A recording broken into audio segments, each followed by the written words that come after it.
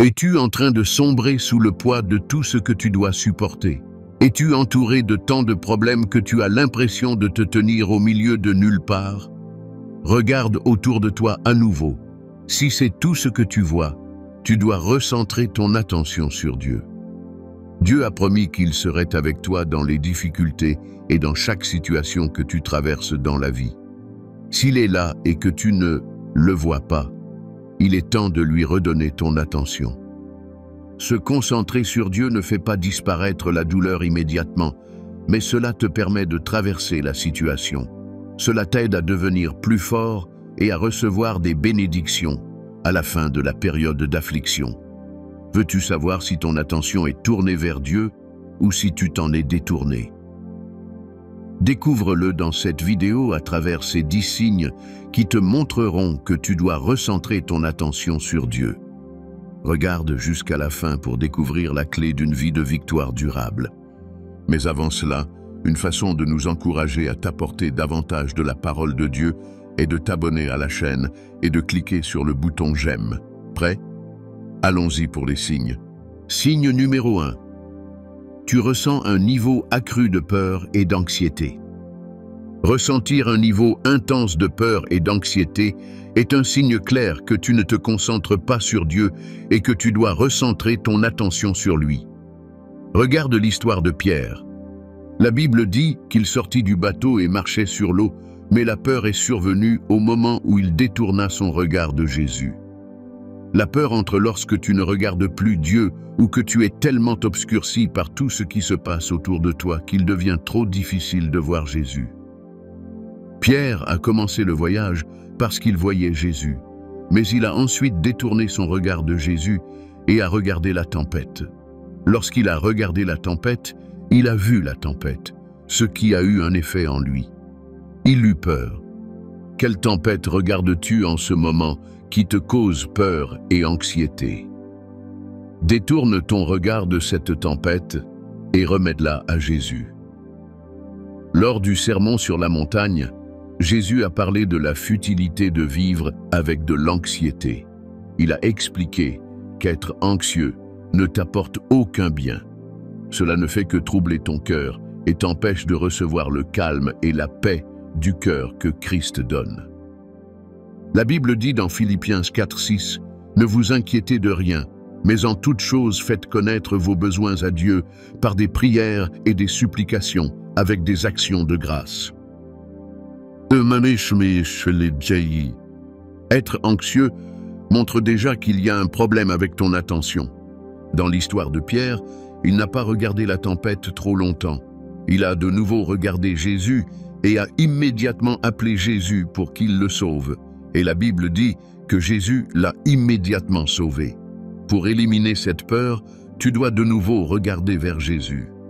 Pendant que Pierre détournait son regard de Jésus, cela ne signifiait pas que Jésus avait cessé d'être là.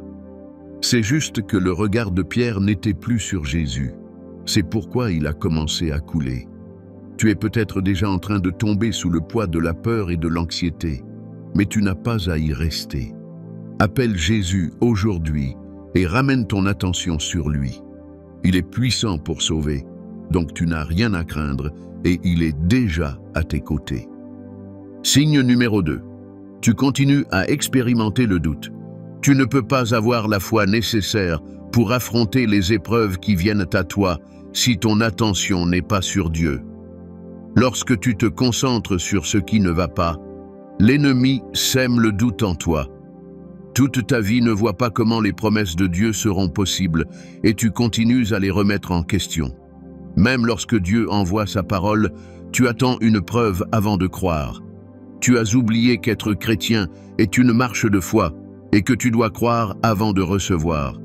Si tu ne crois pas, tu ne recevras rien.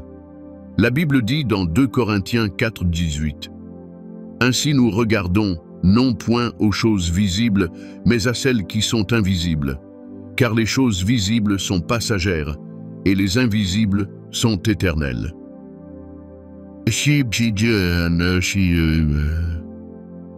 Détourner ton regard de Dieu t'amène à marcher selon la vue et à calculer toute ta vie à partir de ce point de vue. Tu vois les lacunes et tu conclus que Dieu ne peut rien faire pour toi. C'est loin de la vérité. Dieu reste fidèle, aimant et puissant. Sa puissance et sa force n'ont aucune limite. Il peut te porter sur les ailes de ses mains et t'emmener là où tu dois être. Souviens-toi comment il a fait sortir les Israélites d'Égypte sur des ailes d'aigle et les a accompagnés pendant qu'ils passaient 40 ans dans le désert.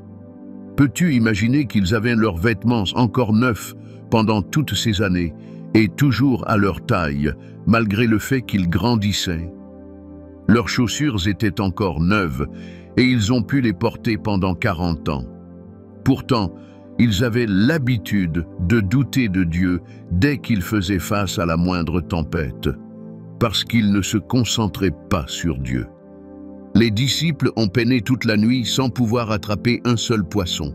Garde à l'esprit qu'ils étaient des pêcheurs professionnels. Ils connaissaient le meilleur moment pour pêcher et avaient les meilleurs outils. Ils ont mis leurs connaissances, leurs compétences et leurs techniques pour attraper du poisson, mais ils n'ont rien pris. Lorsque le jour s'est levé, ils savaient que c'était fini. Mais Jésus est venu leur dire que ce n'était pas fini. Jésus leur a demandé s'ils avaient attrapé quelque chose, et ils ont répondu que non. Il leur a demandé de jeter leur filet à un endroit précis, et à contre-cœur, ils ont mis seulement un filet. C'était probablement dans l'idée de lui montrer qu'il n'y aurait pas de poisson dans la rivière s'ils sortaient un filet vide. À leur grande surprise, le filet attrapa tellement de poissons qu'il leur fut difficile de le sortir. Lorsque tu veux recevoir le meilleur de Dieu et maintenir ton attention totalement sur lui, tu dois prendre sa parole telle qu'elle est. Essayer de raisonner les choses ou d'appliquer la logique te laissera dans le doute. Imagine si les serviteurs aux noces de Cana avaient été occupés à dire à Jésus comment faire du vin ou où acheter le meilleur vin. Ils auraient manqué le miracle de voir l'eau devenir du vin. Marie leur a dit de faire tout ce que Jésus leur dirait, et ils l'ont fait.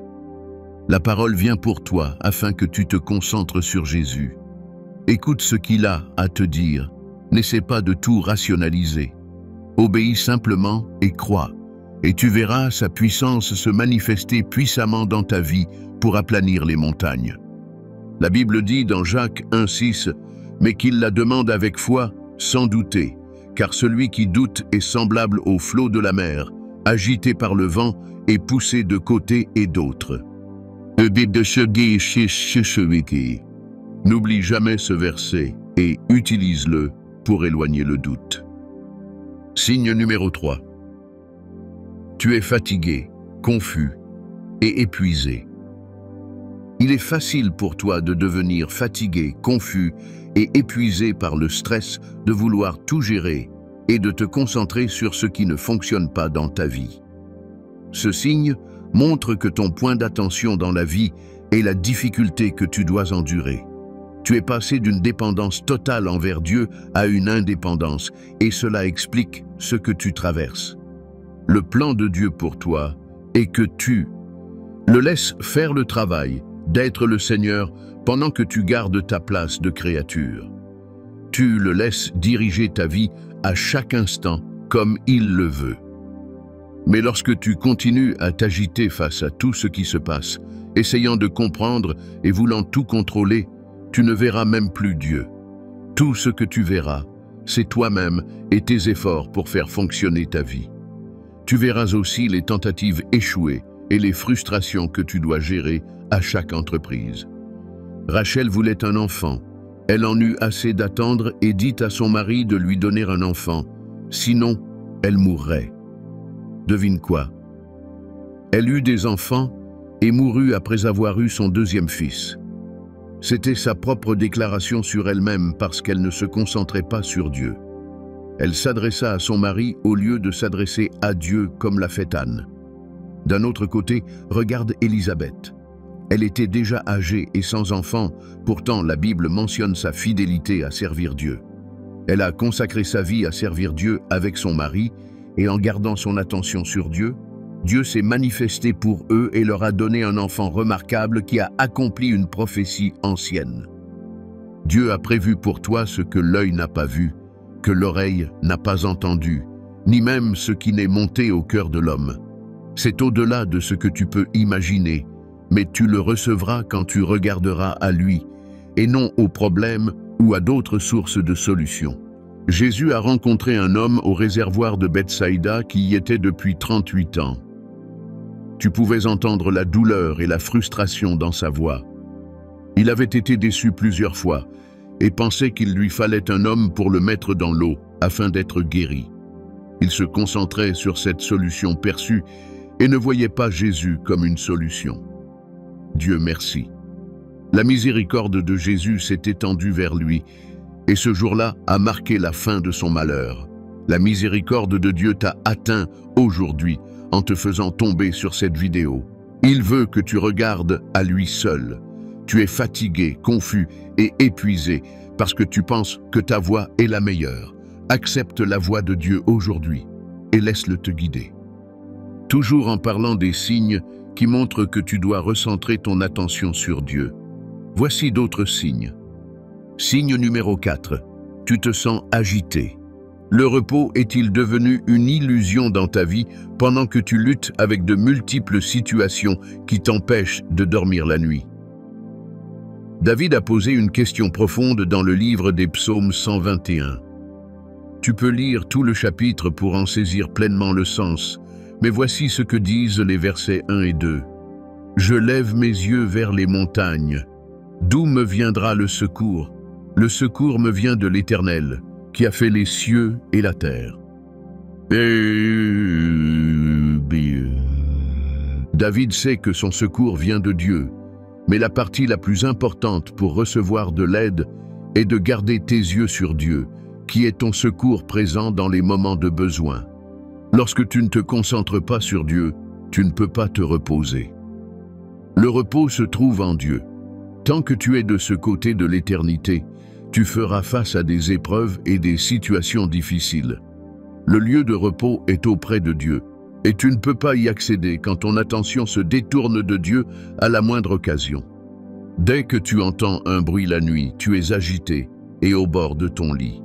Tu as du mal à dormir, et même quand tu y parviens, ton imagination produit des images qui se traduisent en tant que cauchemar pour toi. La paix te fuit le jour comme la nuit. Tout te trouble, et même les personnes dans ta vie commencent à t'irriter. Tu es irrité contre certaines d'entre elles parce qu'elles ne montrent aucun signe d'agitation concernant la situation comme tu le fais. Elles ne courent pas de pilier en poste ou de ville en ville pour chercher de l'aide auprès des hommes. Même quand elles suggèrent la prière, tu as du mal à te poser pour prier parce que tu penses que tu devrais être en mouvement. Tu crois que si tu te reposes, alors c'est un signe que tu ne t'en soucies pas.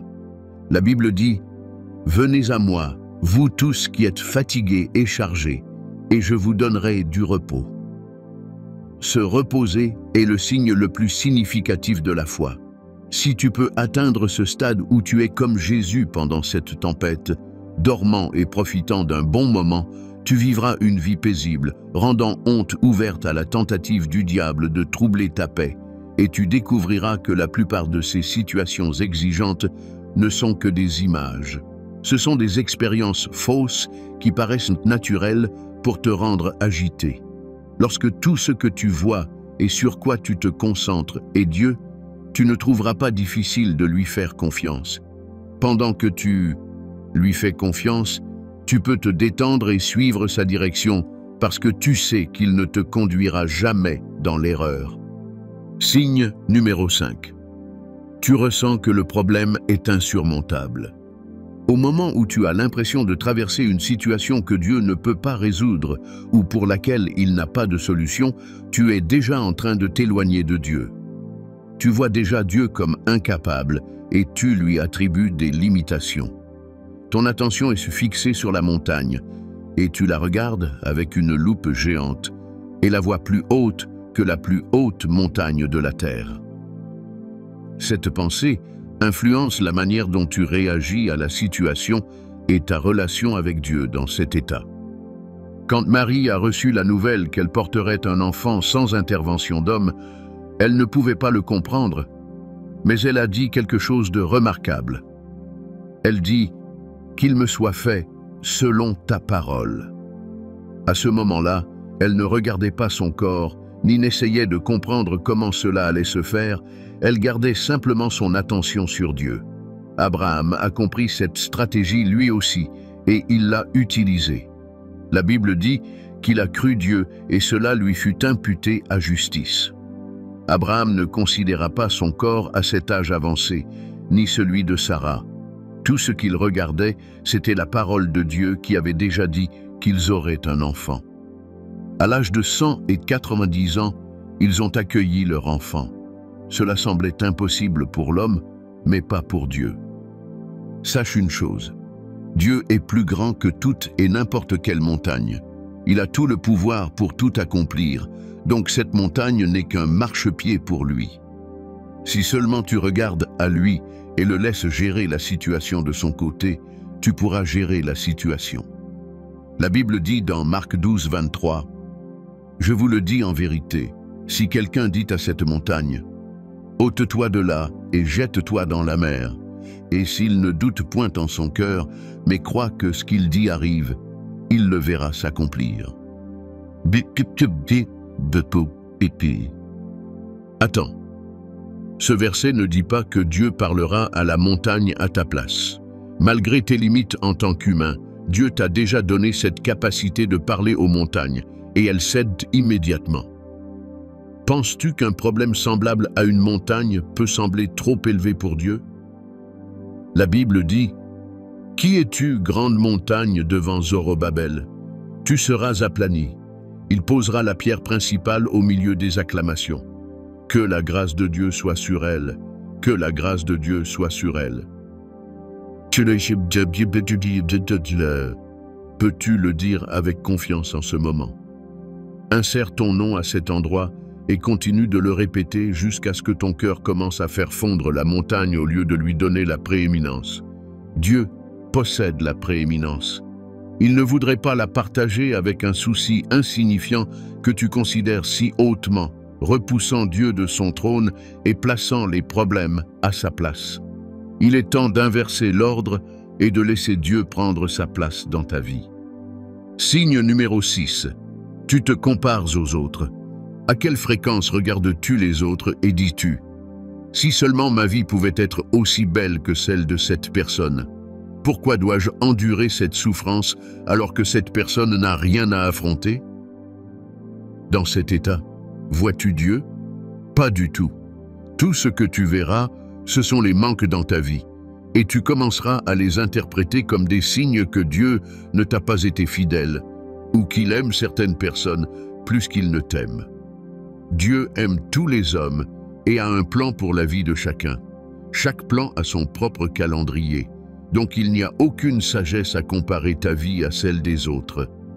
La Bible dit que ceux qui se comparent à eux-mêmes manquent de sagesse. Pour atteindre la sagesse, recentre ton attention sur Dieu et sur ce qu'il fait dans ta vie. Sache qu'il a prévu un temps pour que tout dans ta vie s'aligne et qu'il n'existe rien de tel qu'un retard ou une lenteur avec lui. Tu n'es pas en retard, tu marches exactement à temps tant que tu restes dans le calendrier divin de ta vie et que tu ne prends pas de décision juste pour conformer ta vie à celle d'autres que tu perçois comme plus réussie. Signe numéro 7. Tu manques de prière et d'études bibliques. Quand as-tu prié ou étudié ta Bible pour la dernière fois? Il ne s'agit pas ici d'une prière faite par obligation religieuse ou par fidélité à un rituel. Il s'agit d'une communication sincère avec Dieu, née d'une compréhension et d'un désir de bâtir ta relation avec lui et d'étudier sa parole pour entendre sa pensée et le connaître davantage. Si tu ne t'en souviens pas, cela montre que ton cœur s'est détourné de Dieu et tu dois revenir à la maison. Quoi qu'il se soit passé pour t'amener à arrêter de prier, t'a causé du tort. Tu es désormais exposé aux attaques directes de l'ennemi. Comme ton armure spirituelle est enfermée et rangée dans le placard, la victoire devient une chose du passé. Prier, c'est communiquer avec Dieu. Lorsque tu pries, ton attention reste fixée sur Dieu, sa parole et son amour pour toi. Ton cœur s'ouvre pour entendre ce qu'il te dit et devenir tout ce qu'il veut que tu sois. Ne plaisante pas avec ta vie de prière. C'est ton arme pour obtenir et maintenir ta victoire en Christ.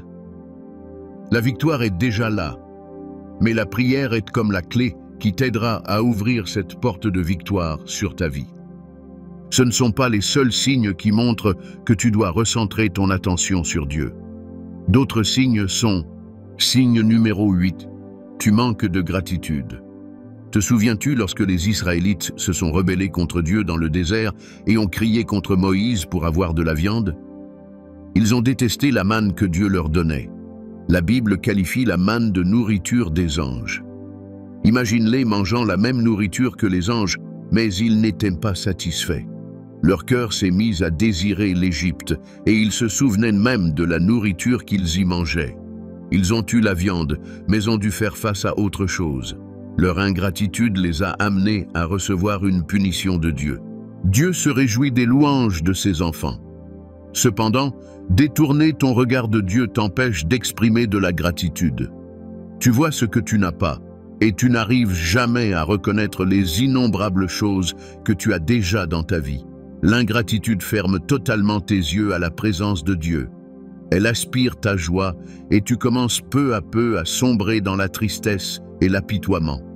Tu te vois comme désavantagé et abandonné, alors que ta vie reflète la bonté infaillible de Dieu. Dieu te fait comprendre ce signe pour que tu recentres ton attention sur lui. Ta joie est essentielle et elle se multiplie lorsque tu adores Dieu dans la gratitude. C'est pourquoi le diable fait tout pour que ta vie semble ne contenir rien pour lequel tu puisses remercier Dieu. Tu ne vois rien qui montre que Dieu a été avec toi, et tout ce que tu vois, c'est la douleur et la difficulté. En méditant sur cela, la tristesse remplit ta vie, t'éloignant de la présence de Dieu. Bien-aimé, médite sur la bonté de Dieu. Compte tes bénédictions, et tu seras agréablement surpris de voir à quel point Dieu a été bon envers toi. Ce que tu considères actuellement comme une douleur et un fardeau ne serait même pas une préoccupation si ce n'était à cause de la bonté de Dieu. Tu te demandes comment ce qui te préoccupe est un signe de la bonté de Dieu dans ta vie. Te plaindrais-tu d'un collègue difficile si tu n'avais pas ce travail? Te souviens-tu de quand toutes tes prières étaient de recevoir cet emploi de rêve? Maintenant que tu l'as, tu dois faire face aux responsabilités qui l'accompagnent. La pression te fait te sentir ingrat. Tu seras d'accord pour dire que Dieu a été bon envers toi malgré tout. Ne lui vole pas sa louange. Loue-le de tout ton cœur, car c'est là que se trouve la percée que tu recherches. Signe numéro 9. Tu luttes contre le péché et les compromis. Lorsque quelqu'un détourne son attention de Dieu, le diable veut toujours faire en sorte qu'il ne puisse plus revenir à Dieu. Alors, il fait tout pour l'en éloigner. L'un des pièges qu'il utilise, c'est le péché et les compromis. Il introduit le péché dans ta vie, et une fois qu'il réussit à te faire faire quelque chose qu'il peut utiliser contre ta conscience, il commence à s'en servir. Avant que tu ne t'en rendes compte, tu te sens tellement souillé que tu n'oses plus te tenir dans la présence de Dieu et tu t'éloignes complètement. Tu as du mal à prier, et même lorsque tu essayes, le souvenir de ce que tu as fait te revient si fortement que tout ce que tu fais, c'est rester loin de Dieu. Te souviens-tu lorsque Jésus est apparu à Pierre pendant qu'il pêchait avec les autres disciples? Pierre a dit à Jésus: « Éloigne-toi de moi, car je suis un pécheur. » Ne vois-tu pas une ironie ici? Imagine une assiette sale qui fuit le lave-vaisselle et qui veut rester à l'écart parce qu'elle est sale. Qu'est-ce qui a besoin du lave-vaisselle plus qu'une assiette sale? De même, le diable fait croire aux gens qu'ils doivent se nettoyer avant de s'approcher de Dieu. Ce n'est pas vrai. Tu peux t'approcher de Dieu tel que tu es. C'est lui qui te purifiera. Quand tu regardes le ministère terrestre de Jésus, tu verras qu'il mangeait avec les pécheurs et visitait même leur maison.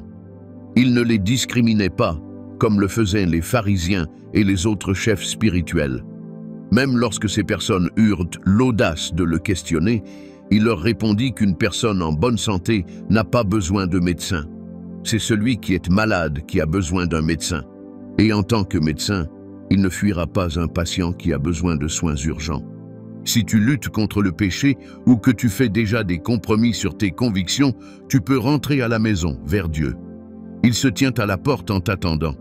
Tu connais l'histoire du célèbre fils prodigue dans la Bible, mais cela ne fera pas de mal de l'entendre à nouveau.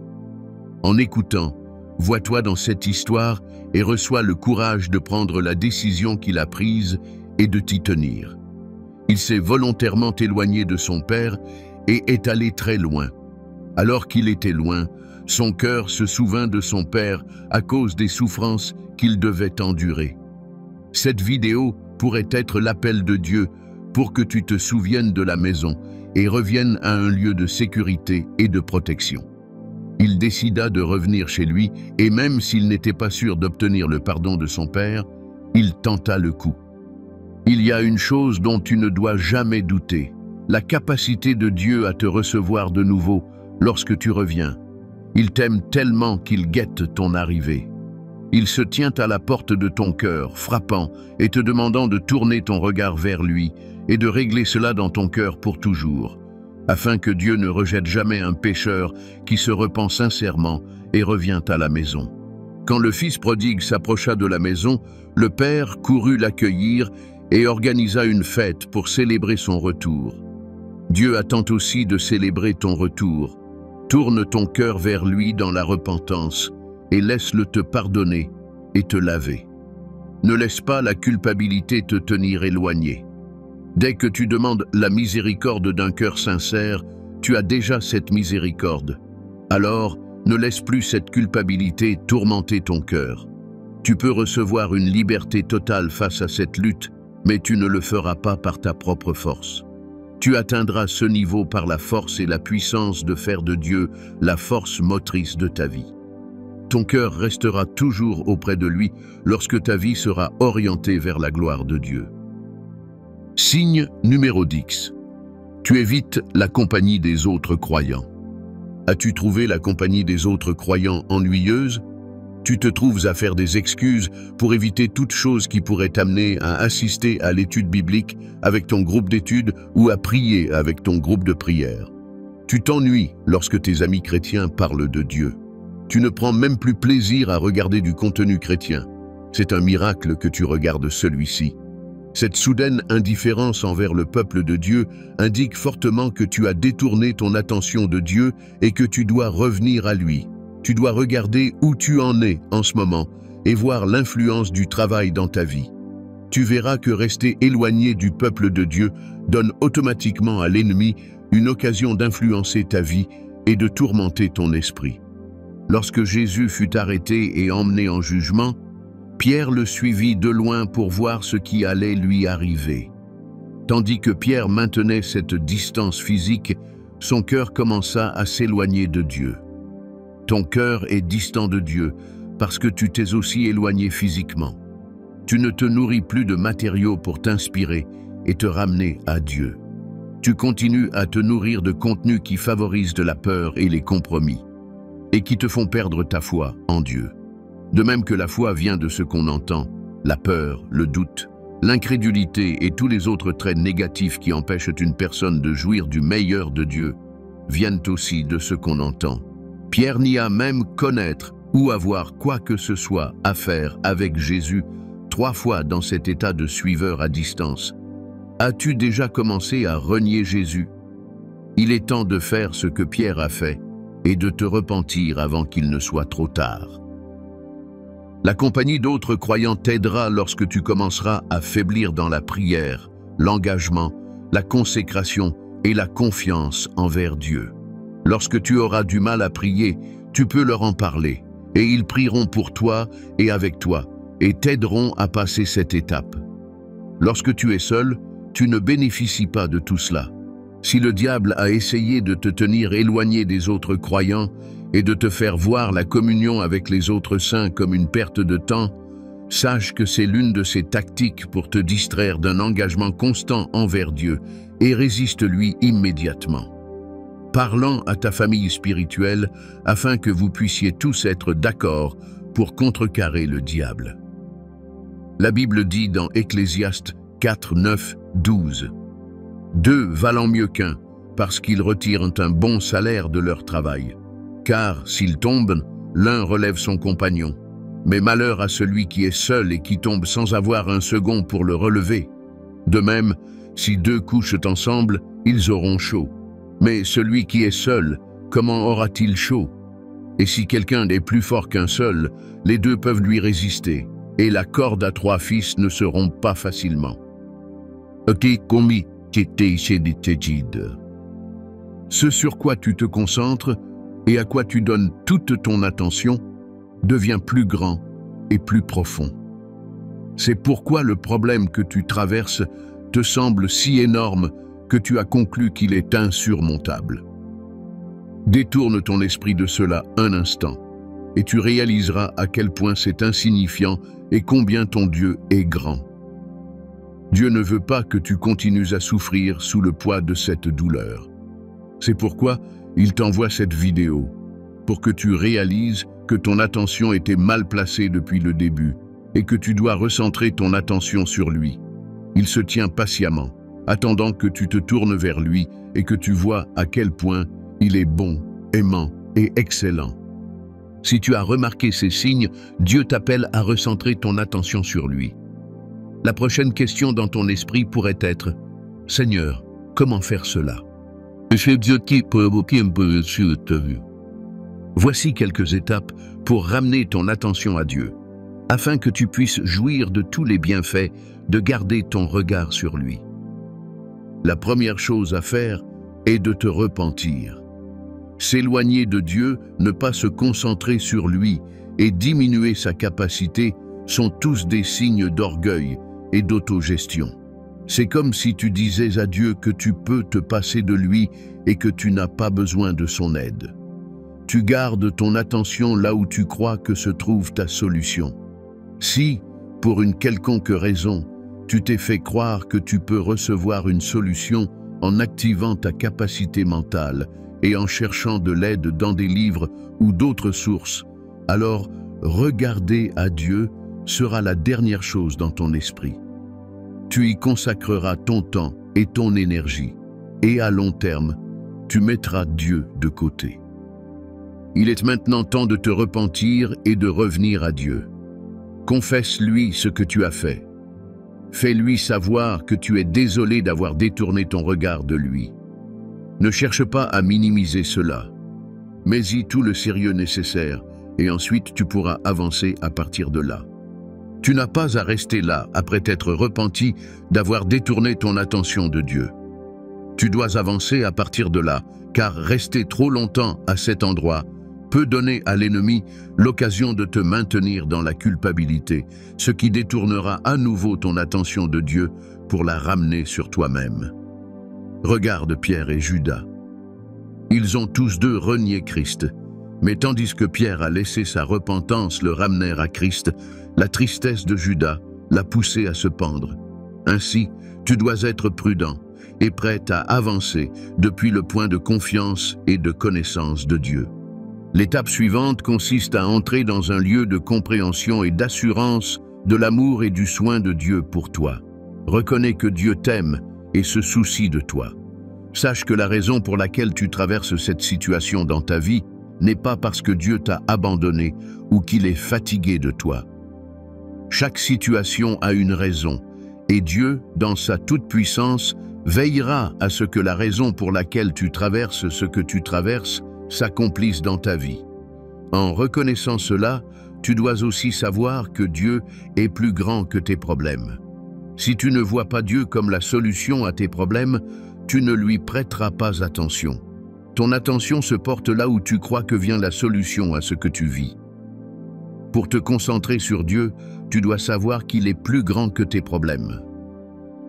Beaucoup peuvent prétendre qu'ils le savent déjà, mais leurs actions face aux épreuves ne montrent pas du tout qu'ils le savent. Tes actions prouvent ce que tu crois, et savoir dans ta tête que Dieu est plus grand que ton problème ne signifie pas que tu le crois ou que ton cœur l'a enregistré comme une réalité. Pour arriver à ce lieu de conviction, tu dois bâtir une relation avec Dieu. Lorsque le diable veut te faire détourner ton attention de Dieu pour te concentrer sur autre chose, Il étouffe ta vie, afin que tu n'aies plus le temps de pratiquer les activités spirituelles qui te maintiennent connecté à Dieu. Tu deviens trop fatigué pour prier, étudier la Bible, méditer, écouter du contenu chrétien et faire bien d'autres activités qui aident à construire et renforcer ta foi. En continuant ainsi, tu remarques que des situations qui ne t'atteignaient pas auparavant commencent à t'affecter fortement. Ce à quoi tu aurais tourné le dos sans le considérer comme important commence à te hanter tellement que cela trouble ta paix et frustre ta vie. Si tu veux mettre fin à cette frustration, il est temps de revenir dans le lieu secret. Il est temps de tenir ta foi et ta consécration à Dieu si précieusement dans ton cœur que rien ne pourra plus te séparer de Dieu. En continuant à te consacrer à la prière, à l'étude biblique et à la méditation, Christ devient le centre de ta vie. Quand tu veux prier, tu ne pries pas seulement pour qu'il te donne des choses ou intervienne dans la situation. Tu pries pour te fortifier toi-même. Tu passes du temps dans la prière, avec la compréhension du pouvoir de la prière et de la transformation que produit le fait de passer du temps dans la présence de Dieu. Tu atteins un état de stabilité où tu peux l'aimer du fond de ton cœur, même s'il ne retire pas la situation. Paul a parlé d'une écharde dans sa chair, et il a prié 3 fois pour que Dieu l'enlève, mais Dieu ne l'a pas fait. Au lieu de cela, Dieu lui a dit que sa grâce lui suffisait. Pourtant, Paul n'a pas cessé d'aimer Dieu ou de passer sa vie entière à se concentrer sur cette écharde. Après t'être construit au point de savoir et croire sans aucun doute que Dieu est plus grand que ton problème, tu dois prendre la décision de faire confiance à Dieu. Faire confiance à Dieu est une décision délibérée que tu dois prendre et non laisser au hasard.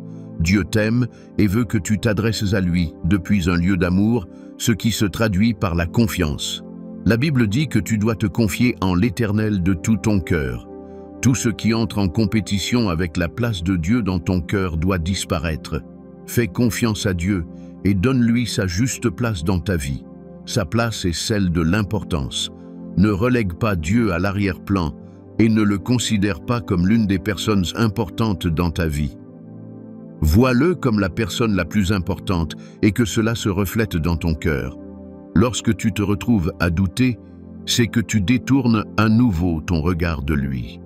Reviens à lui de tout ton cœur et choisis de lui faire confiance. Ta décision de faire confiance à Dieu ne doit pas être celle que tu prends seulement lorsque tu vois sa main dans ta vie, quand tu reçois une percée ou un miracle. Peux-tu faire confiance à Dieu même dans les moments les plus sombres de ta vie? Lorsque tout semble au pire et au plus difficile, peux-tu t'accrocher à Dieu? Si tu ne le peux pas, alors ton parcours vers la confiance n'est pas encore complet. Faire confiance à Dieu quand tout va bien n'est pas un exploit. Tu as tout ce que tu désires. Cela devient capital lorsque tu te tiens dans ce moment difficile et que tu déclares ta confiance inébranlable en Dieu, quoi qu'il arrive. En faisant confiance à Dieu et en continuant de t'attacher à lui, ton attention restera fixée sur lui et sur ce qu'il fait dans ta vie. Ton point d'intérêt sera ce qu'il fait dans ta vie et ce qu'il cherche à accomplir à travers ta vie. Cela t'aidera à résister au diable qui tente toujours ses ruses pour te distraire. Le diable voudra que tu détournes ton regard de Dieu pour commencer à regarder la situation. Il est important de préciser ici que tu ne détournes pas seulement ton attention de Dieu dans les situations difficiles. Lorsque certains reçoivent une bonne nouvelle, ils en font le centre de leur vie, et cette bonne nouvelle devient un piège pour eux. Quoi que tu traverses dans la vie, ou peu importe où tu te trouves, continue de regarder à Dieu, car c'est la direction parfaite pour obtenir la victoire et y demeurer. Assure-toi que le diable ne t'isole pas des autres croyants qui t'encourageraient et veilleraient à ce que tu gardes ta foi. Ils seront à tes côtés et reflèteront l'amour de Christ pour toi, rendant impossible l'idée que Dieu ne t'aime pas ou ne se soucie pas de toi. Il y a de la force dans l'unité et l'union des croyants. La Bible dit qu'une corde à 3 fils ne se rompt pas facilement. Tiens-toi en accord avec d'autres croyants, en te souvenant que le fait d'avoir une communauté de personnes qui te rappellent la bonté de Dieu t'aidera à bâtir une vie de gratitude. On ne peut pas trop insister sur l'importance de la gratitude. Même ceux qui promeuvent les pratiques de développement personnel placent la gratitude en haut de la liste pour quiconque veut vivre longtemps et heureux. Dieu n'a-t-il pas déjà fait beaucoup pour toi? Lorsque tu regardes ta vie, tu verras les nombreuses fois où il s'est manifesté pour toi. Tu verras comment tu étais abattu, brisé et oppressé par la vie. Mais Dieu, dans sa grandeur, s'est montré pour toi, et tu as surmonté cette situation. Même pour les choses que tu ne peux pas voir ou compter, que Dieu a faites pour toi, elles sont toutes là comme un témoignage de son amour et de sa puissance. Lorsque tu regardes sincèrement en arrière avec recul, tu ne passeras pas un jour sans remercier Dieu pour tout ce que tu as. En remerciant Dieu, ton cœur sera avec lui, et ton attention et ton regard seront sur lui. Ainsi, tu te places dans une position où tu peux vivre une vie de victoire continue et perpétuelle. Souhaites-tu faire l'expérience de cette victoire? Tourne ton attention vers Dieu et que ton regard reste fixé sur lui pour toujours. Quoi qu'il arrive, sache que tu es sur la bonne voie tant que ton regard ne se détourne pas. Prions. Père, je te remercie d'avoir envoyé ta parole à moi aujourd'hui. Merci de m'avoir trouvé au plus bas et de m'avoir aidé à comprendre que tout ce que je vis est dû au fait que j'ai détourné mon attention de toi. Je demande miséricorde pour avoir détourné mon cœur de toi. Je suis désolé d'avoir quitté un lieu de confiance totale et de loyauté envers toi pour essayer de tout réparer moi-même. Je demande que ta miséricorde me localise aujourd'hui. Seigneur, je choisis de me concentrer sur toi toute ma vie. Aide-moi à continuer de te regarder même pendant les tempêtes. Quand tout ira bien, je garderai toujours mon attention sur toi. Emmène-moi du lieu du doute et aide-moi à te faire davantage confiance. Je sais que tu m'aimes, tu prends soin de moi et rien n'est trop difficile ou impossible pour toi. Tu es toujours avec moi, dans les bons comme dans les mauvais moments, dans mes hauts comme dans mes bas. Tu m'as promis par ta parole que tu ne me délaisseras pas, et tu tiens toujours ta parole. Alors que je continue à faire face à tout ce que la vie met sur mon chemin, aide-moi à me souvenir de cette vérité et à toujours savoir que tu ne me quitteras pas. Tu continueras ton œuvre dans ma vie jusqu'à ce que tout soit conforme à ce que tu veux et glorifie ton nom. Je te demande de m'aider à demeurer et à rester dans le lieu secret. Mon attention a commencé à dériver de toi lorsque je suis devenu trop occupé pour passer du temps de qualité avec toi. Je prie que tu me ramènes à ce lieu d'intimité, de communion et d'unité avec toi. Aide-moi à donner la priorité au temps passé avec toi plutôt que de penser aux problèmes ou de les mentionner. Seigneur, je dépose tous mes soucis devant toi, car je sais que tu prends soin de moi. Je dépose tous les fardeaux au pied de la croix aujourd'hui et je te demande de me donner du repos face à tous ces troubles. Aide-moi à me reposer dans la confiance que procure ta parole infaillible, à savoir que le ciel et la terre passeront, mais qu'aucune partie de ta parole ne restera sans accomplissement. Seigneur, je me sens dépassé en essayant de trouver une solution ou même de comprendre tout ce qui se passe dans ma vie. C'est parce que je me suis mis à la place du contrôleur en essayant de tout faire moi-même. Maintenant, je te remets tout. Je lâche prise et te demande de prendre le contrôle dès maintenant. Je sais que lorsque tu es aux commandes, tout ce que j'ai à faire est de te suivre et de faire confiance à ta direction. Je te demande de m'aider à garder un cœur reconnaissant. Aide-moi à compter mes bénédictions et à te rendre toute la gloire. Je ne compterai pas mes pertes et je ne me comparerai pas aux autres à mon propre détriment. Aide-moi à garder mon attention sur ta bonté et la faveur que j'ai connue dans ma vie. Je veux savoir que si tu as fait toutes ces choses dans le passé, il n'y a rien que tu ne puisses faire pour moi maintenant. Je sais que la peur vient lorsque le diable réussit à détourner mon attention de toi. Maintenant, j'ai décidé de garder mon attention constamment sur toi. Je prie que la peur ne domine pas ma vie. Je me tiens avec l'autorité en ton nom et je chasse toute peur de ma vie. Je refuse de regarder le vent ou de considérer la taille de l'ennemi. Tu as fait tomber le géant devant le jeune David qui était encore en vie, et tu es toujours sur ton trône. Tu n'as pas perdu ta puissance et tu continues d'utiliser la vie de tes enfants pour faire une déclaration. Que le résultat de ma vie continue de te glorifier. Merci, Père, car j'ai prié au nom de Jésus. Amen. Garder son attention sur Dieu est la clé pour vivre une vie de victoire durable. Dieu est l'auteur et le consommateur de ta foi. Il est celui que tu dois regarder, pas une seule fois, mais continuellement. La Bible dit, ayant les regards sur Jésus, le chef et le consommateur de la foi. Quand tu regardes Jésus, tu le vois et tu vois sa puissance. Tu ne vois pas le problème comme trop grand ou difficile à gérer. Tu vois Christ comme celui qui est présent avec toi et qui ne permettra pas à l'ennemi de te vaincre. Ces peurs, cette anxiété, cette douleur et ce doute existent parce que tu as détourné ton attention. Comme Pierre, détourner ton attention te fera commencer à couler. Si tu es déjà en train de tomber, il est temps d'appeler Jésus. Il est à un appel de distance. Comme il a répondu à Pierre, il te répondra quand tu l'appelleras. Pour ceux qui tiennent encore debout, vous tenez parce que votre regard est sur Jésus. Gardez votre regard sur lui et ne laissez rien détourner vos yeux de lui. La tempête peut faire rage, la mer rugir et l'ennemi aboyer, mais c'est tout ce qu'il peut faire. Si tu l'ignores, il ne pourra rien te faire. Je crois que ce message t'a puissamment béni. Assure-toi d'aimer, de commenter et de le partager avec un ami. Que Dieu te bénisse abondamment.